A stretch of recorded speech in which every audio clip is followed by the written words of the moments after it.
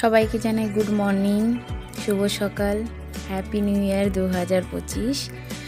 তো কালকে যেহেতু আমি একটা ভিডিওতে বলেছিলাম যে আজকে খুব স্পেশাল একটা দিন, তো তার জন্য আমি সকাল সকাল উঠে রেডি হয়ে যাচ্ছি। এখন আমি যাব মার্কেটের দিকে। তো মা বাবা সবে দোকান থেকে এসে ওরা ঘুমালো, তা ভাবছি এই ফাঁকে সব কিছু নিয়ে আসি, যেহেতু এটা একটা সারপ্রাইজ থাকবে। তো জানি না নিজে থেকে কতদূর কি করতে পারবো কি পারবো না। তো চলো আমি রেডি হই। টানা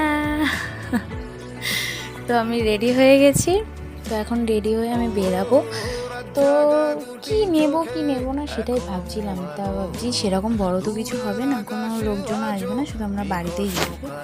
তো যাই হোক, দেখো আমার ড্রেসটা কেমন লাগছে বলো। তো চলো আমি বেরিয়ে গেছি এখন। তো আমি বেরিয়ে গেছি।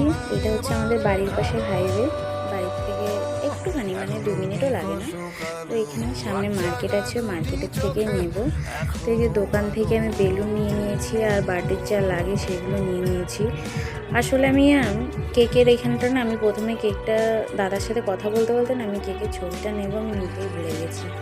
তো যাই হোক, তোমাদেরকে পরেই একেবারে খুলে দেখিয়ে দেবো কেকটা কেমন হয়েছে, কি তোমরাও বলো পছন্দ, ভালো লাগছে কি লাগছে না। আমার তো খুব পছন্দ হয়েছিল। তো এই যে আমি এখন বাড়ির দিকে যাচ্ছি, প্রায় চলেই এসেছি বাড়ির কাছে।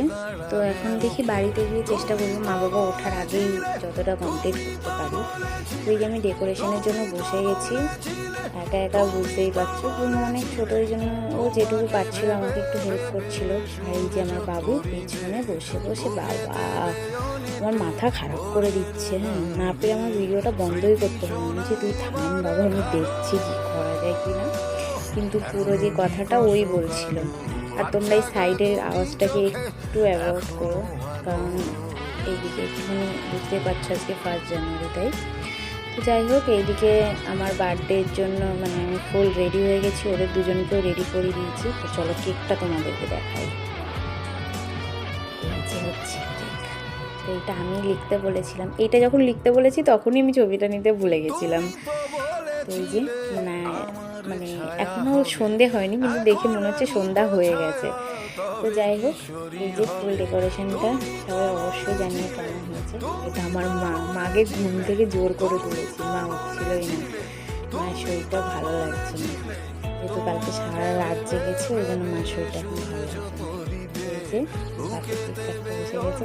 হ্যাপি বার্থডে বাপি, হ্যাপি বার্থডে বাবা, আই লাভ ইউ, অনেক ভালো থেকো।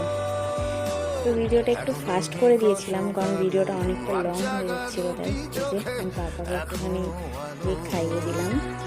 তো সবাই আমাকে বলতেও পারো একবার বাপি একবার পাপা। আসলে আমি একদম ছোটোর থেকে আমি বাপি বলেই ডাকি। তো জানি না এখন বেরিয়ে যায়, হয় না যে তোমার বোনও ও পাপা বলে ডাকে, তাই আমারও পাপা বেরিয়ে যায় আর কি। তো যাই হোক, বাপিকে কেক খাই। ওদের দুজনের মধ্যে না এত ভালোবাসে না, আমি সত্যি আমি লাইফে কোনো দিন এরকম জুড়ি দেখিনি। তো এই যে খুশি আমার বাপি সবাইকে টাকা দিচ্ছিল।